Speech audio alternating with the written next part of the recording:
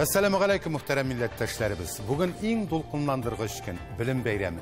Biz barlık okutuşlarını, ata-analarını hem okuşlarını kutlayız. Avuşiratımızda, türlü tübeklerde yaşavşı halkımız tırmışında bulgan vakigalar, yanalıklar bilen tanıştırığımızını devam etəbiz. Siz Tatarlar tapşırığın qarıysız bugünkü çıkarılışta. Bu yılғы oku yılında okuşlarını neydi yanalıklar küte?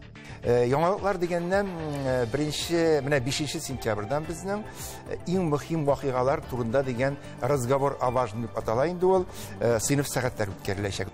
Яңа Шабақсарда галимнәр очрашты. Bu Казанханның шикләре бөтәләрдә булган. Шуңа күрә монда теге татарлар булып, аннан соң алар янда куылганмы моны, яисә үзләре күчеп киткәннәрме, шулай булырга мөмкин. Агап районы Әбләз авылына 120 ел. Күптән торган казаклар үзләренең үгезләре белән ерләрне сөреп безгә бирделәр. Менә мусламаннар әйтә, ер вичи безгә дә әйтә, әйтә, торыгыз, бергә яшибез дип. Tapşırığımız hakkında Tarihi Vatan Sahifesi. Bilim aşkışlarını barlau da, tarattu da, şaqtı küp tırışlık, ücretlik köç talep ete. Onu her kim buldıra almay. Bəxtli tırmış sirləri də şol bilimdən tıra. Bu yıl məktəbkə baruşu balalarına nindi özgərişlər kütə. Bilim işiklərin küpmü balaşıp kirə. Bizдің video yazmada.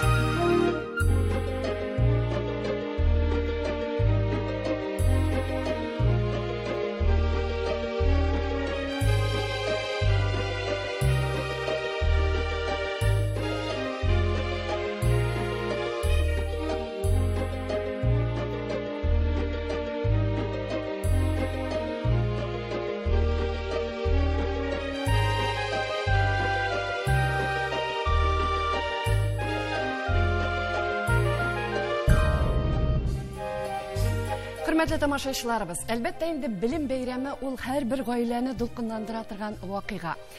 Ol vaqt жеткәчтен hər kimning nindidir күп кенә сораулары пайда була. Күпме бала укырга керә икән, нинди үзгәрешләр бар икән быел.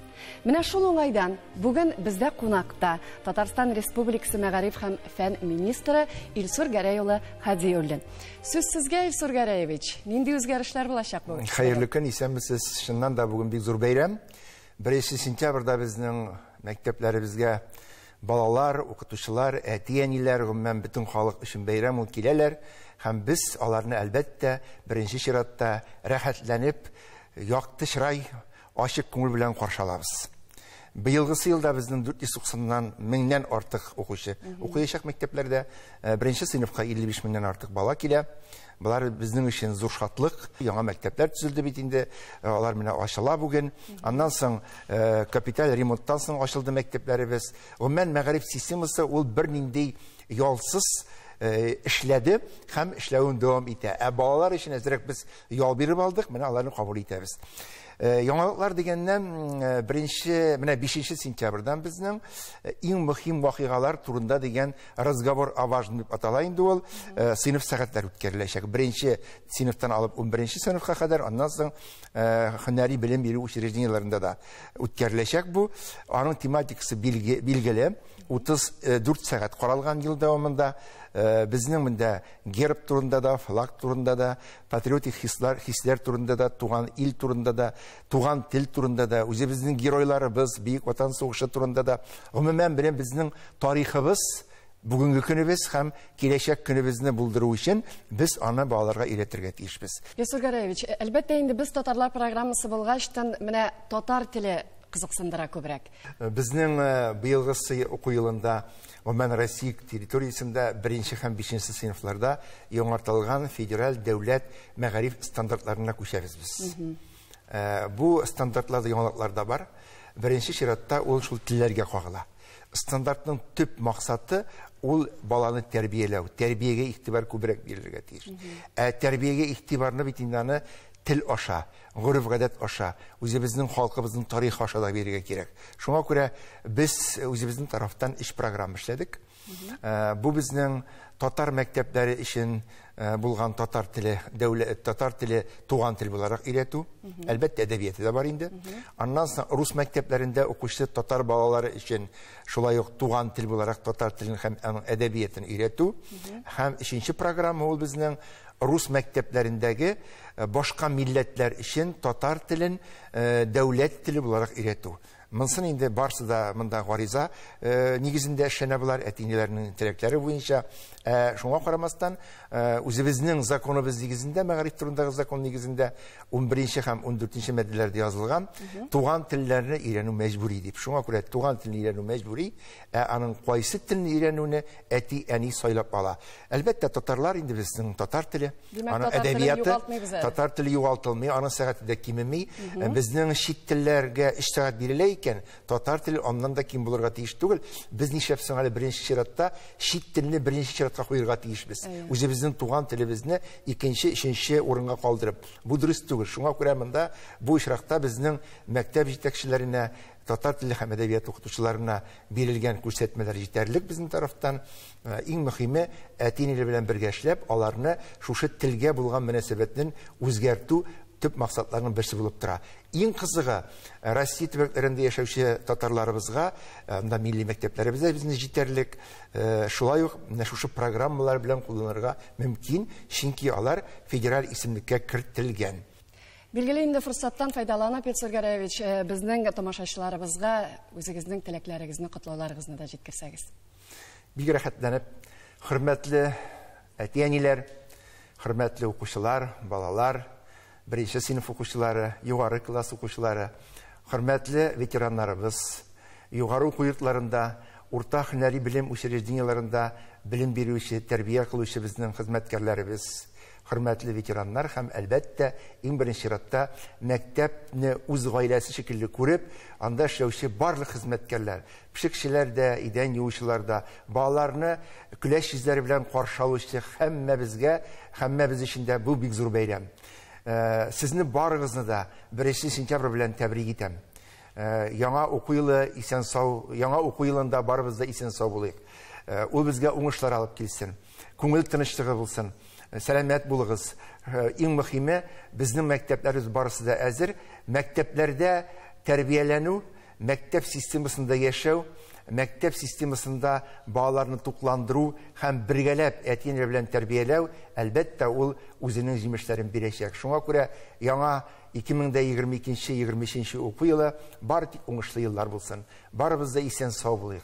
Барыбыз да авыртмыйча исән сау яшик.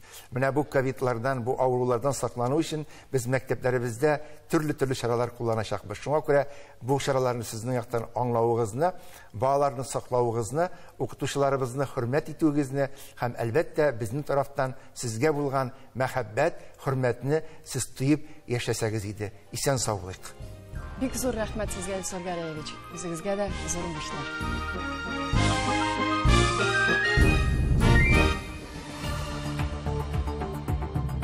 Hürmetli tamашачыларыбыз, siz татарлар тапшыруын карыйсыз, программабызның икенче өлешендә. Яңа Чабаксарда галимнәр очрашты. Бу Казалханның шикләре бу телләрдә булган. Шуңа күрә монда татарлар булып, аннан соң алар янда куылган моннан яшәүләр күчеп киткәннәр, шулай булырга мөмкин. Агап районы Әбләз авылына 120 ел. Күптән торган казаклар үзләренең үгезләре белән ерләрне сөреп безгә бирделәр. Менә мусульманнар әйтә, ер више безгә дә әйтә, торыгыз, бергә яшәйбез дип. Тапшыруыбыз ахырында тарихи ватан сәхифәсе. Борынгы Болгар дәүләтендә ислам динен кабул итүнең 1100 еллыгына багышланган чаралар республикабыз авыл шәһәрләрендә башланып, бүген Татарстан чикләрен узып илебезнең милләттәшләребез яши торган төбәкләрендә дәвам итә. Шундый кызыклы очрашуларның берсе Чуашстанның Яңа Чабаксар шәһәрендә узды. Милләтебезнең гыйбрәтле үткәненә, динебезнең тарихына кагылышлы җитди сөйләшүдә Казанның танылган галимнәре дә катнашты. Анда яңгыраган кайбер фикерләрне бу төбәктә эшләүче хәбәрчебез Рәмис Сафин тыңлап кайтты.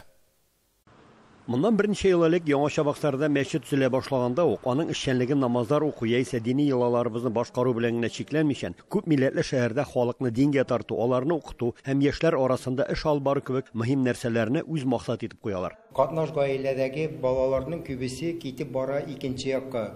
Аларның әти-әниләре татарлыгын җуалталар үзләренең. Аларны шуны җуалтмас өчен ушбу чара аша ниндидер ярдәм итеп аларны туктатып калып булмас микән дигән уебыз бар. Шуңа күрә дә шәһәр мәчете бүген ислам мәдәни агарту үзәге сыман киң кырлы зур эшчәнлек алып бара. Биредә уку-укытудан тыш һәр даим динебез тарихына, милләт язмышына кагылышлы чаралар, очрашулар, конференциялар узып тора. Ислам диненең Идел Болгары һәм Идел буе төбәкләрендә яшәүче халыкларның үсешенә керткән өлеше дип аталган бүгенге очрашуны алар шәһәр администрациясе белән бергәләп оештырганнар. Чарада Татарстанның һәм Чуашстанның танылган галимнәре, тарихчылары да катнаша. Шунлыктан очрашу рус телендә бара. После 922 года действительно религия ислам становится государственной религией, но ситуация коренным образом изменилась после 1552 года. Ислам становится, как бы тут лучше сказать, может быть даже религией преследуемой. Потому что так случилось, что православное государство стало распространять православную веру среди иноверцев, в том числе и среди мусульман. Религия – это еще и образ жизни, и наша традиция. Вот очень важно привить молодежи для нас мусульманской традиции. Это на самом деле сейчас уже старые люди начали понимать, что вот некоторые периоды они упустили этот мощный механизм приобщения к традиционной культуре. А без этого, без религиозных склепов, на самом деле традиционную культуру привить невозможно. Мәгълүм булганча, хәзерге Чуашстан җирләрендә Казан ханлыгының чикләре узган. Шуңа күрә дә биредә борынгы татар авыллары байтак. Бүгенге Чуашстанның кайбер чуаш авылларында әле мөселман каберлекләре дә сакланып калган. Чуашстанның гуманитар дәүләт институты хезмәткәре Евгений Михайлов бу урыннарда ике республика галимнәренең археологик казу эшләре алып баруы һәм чуаш мөселманнары хакында сөйләде. Мы последние 4 года проводим археологические работы на известном объекте на территории Чувашии, самом крупном археологическом объекте. Это больше Таибинское городище в Яльчикском районе Чувашской республики. Раскопки начались относительно поздно, в 1948 году. Алексей Петрович Смирнов из Москвы. Потом в 1957 году более масштабные раскопки этого памятника провел Герман Алексеевич Федоров-Давыдов, ученик Смирнова, тоже из Москвы.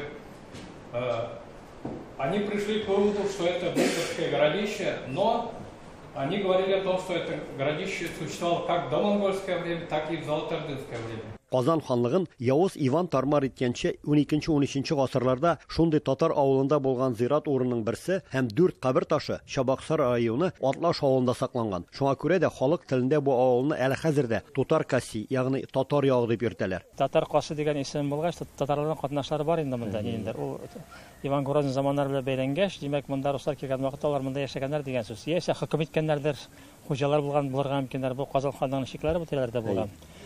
Шуңа күрә монда теге татарлар булып, аннан соң алар янда куылганмы моны, яисә үзләре күчеп киткәннәрме, шулай булырга мөмкин. Борынгы 4 кабер ташының бүген берсе биредә тора. Күптән түгел өчесен өйрәнү өчен Чабаксарга алып киткәннер. Галимнәр бу якларда 1926 елда ук казу эшләрен алып барган. Было 4, 2 из них же увезли еще пришли. Краеведческий музей, да? Да, в 30-х годах еще увезли в краеведческий Он музей. действительно краеведческий музей один, хранится он сейчас в литературном музее. В Ленинграде хранится фотография 2 надгробий, сделанная самим Виктором Федоровичем Смолиным, эта фотография, на которой запечатлен один снимок с арабографичный на могильный камень, а другой без надписи. Вот тот камень, который без надписи, он сохранился и до сих пор находится на территории этого кладбища. Кайбер мәгълүматлар буенча биредә ислам динен алган чуашлар да яшәгән дигән фараз бар. Бу хакта авыл мәктәбе музеенда да материалларны табарга була. Бәлки бу кабер ташлары да мөселман чуашларга куелгандыр. Чуашлар белән болгарлар арасында туганлык булу сәбәпле, чуашларның берникадәр дәрәҗәдә туганлыгы бар безгә, болгарлар ягыннан. Без күрә кабер ташында язма юк, шуңа күрә ул иранын таләп итә. Әйттеләр инде монда башка хәбәрдашлар да булган дип, берсен алып киткәннәр, ул сәнсау. Монысы соңрак дәврдәге дип ишеттем мин. 18-нче гасырда бар дип. Шулай да бу тирәне өйрәнсәк яхшы булыр иде. Чуашстаннан Рамис Сафин, татарлар.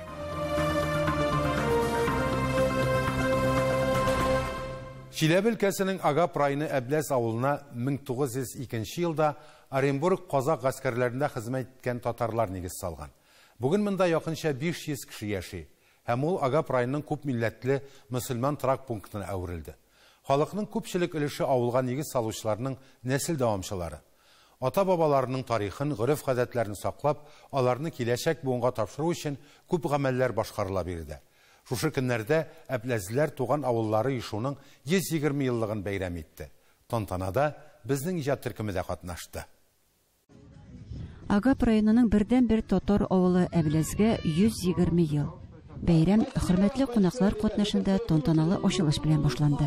Поселок Аблязово во всем Агаповском поселении, да и во всем Агаповском районе выглядит такой своеобразной жемчужиной. Он отличается от всех своей самобытностью, своей историей.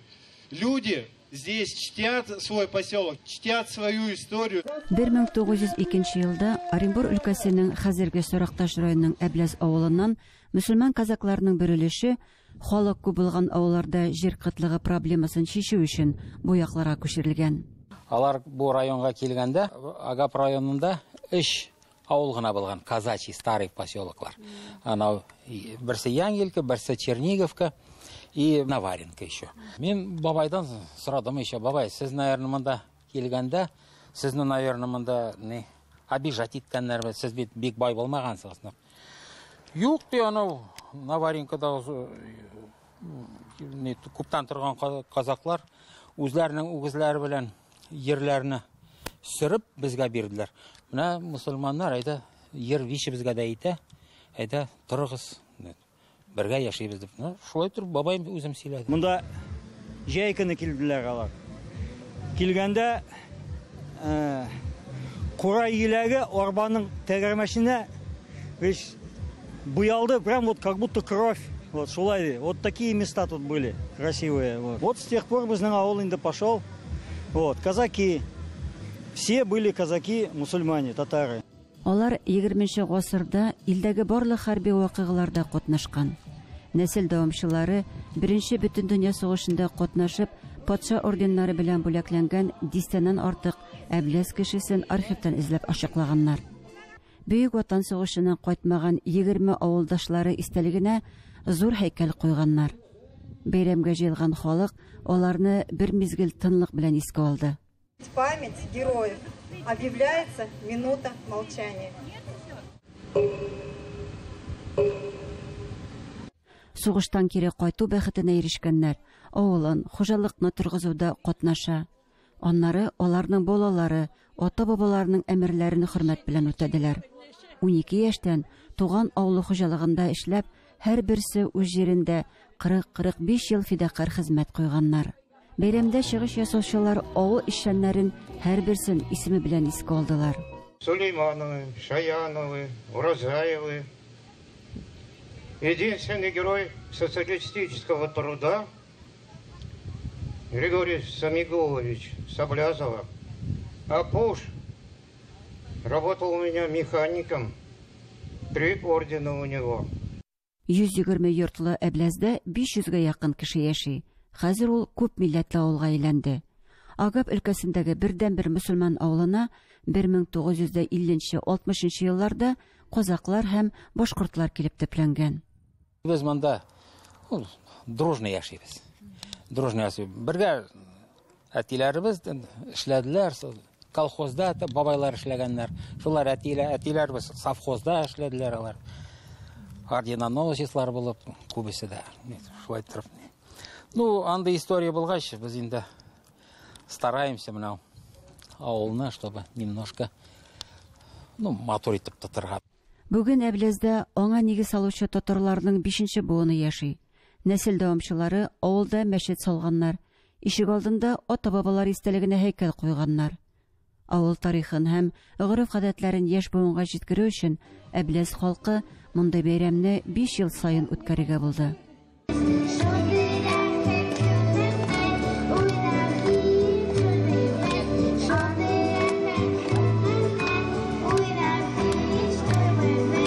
Такие зор бәйрәмләр раньше почему-то электро не делали. Мне кажется, булмаганы. Менә без үскәндә булмады. Я что-то не помню. Но исендә юк. Вот, а сейчас вот традиция такая. Балалар белсен ди, во благо инде. Бабай ана, вон әбиләр, бабайлар утыралар. Аларны онытмасыннар. Чиләбе өлкәсенең Агап районыннан Гөлдар Хафизова, татарлар.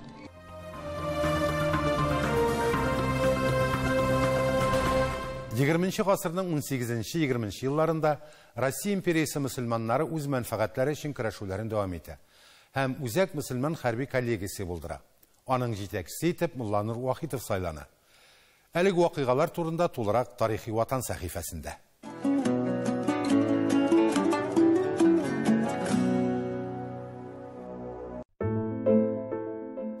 1918 елның гыйнварында РСФСР Милләтләр халык комиссариаты каршында үзәк мөселман хәрби коллегиясе оеша. Кызыл гаскәр өчен татарлардан һәм башка мөселман халыклардан торган хәрби бүлгеләр оештыру һәм алар арасында сәяси агарту эшләрен алып баруны максат итеп оештырылган милли хәрби оешма була бу. Коллегияне оештыручы һәм беренче рәисе Мулла Нур Вахитов була. Мәскәүдә эшли башлаган әлеге оешма 1919 елны Казанга күчерелә. Мулла Нур Вахитов үлгәннән соң коллегияне Мирсәет Солтангалиев җитәкли башлый. Оешманың тырышлыгы белән һәм аның катнашында Казанда 1 һәм 2 аерым Идел буе татар укчы бригадасы, 1 мөселман социалистик полкы, 1 Казан Совет запастагы батальоны, Астраханда мөселман полкы, 8 аерым кавалерия эскадроны оештырыла. 1919 елда 2 мөселман җәяүле гаскәр командирлары курслары, көнчыгыш халыкларның кавалерия командирлары курслары, татар хезмәт ияләреннән хәрби сәяси хезмәткәрләр әзерләүче агитаторлар курслары ачыла.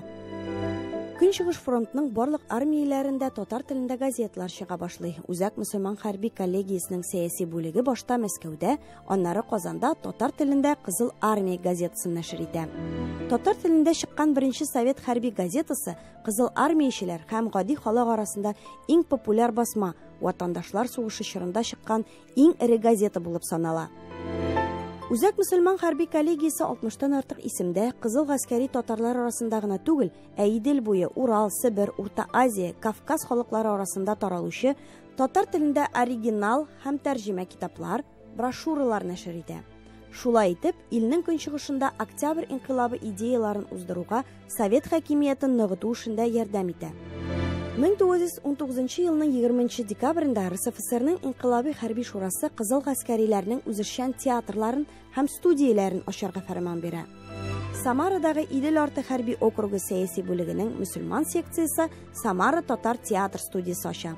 1920 елда 4 һәм 5 айлык курслар ачыла.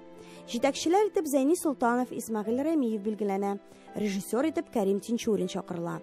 Студияны тәмамлаган 50 кешедән Кәрим Тинчурин Габдулла Кариев исемендәге 1 пролетариат комитеты труппасы оештыра.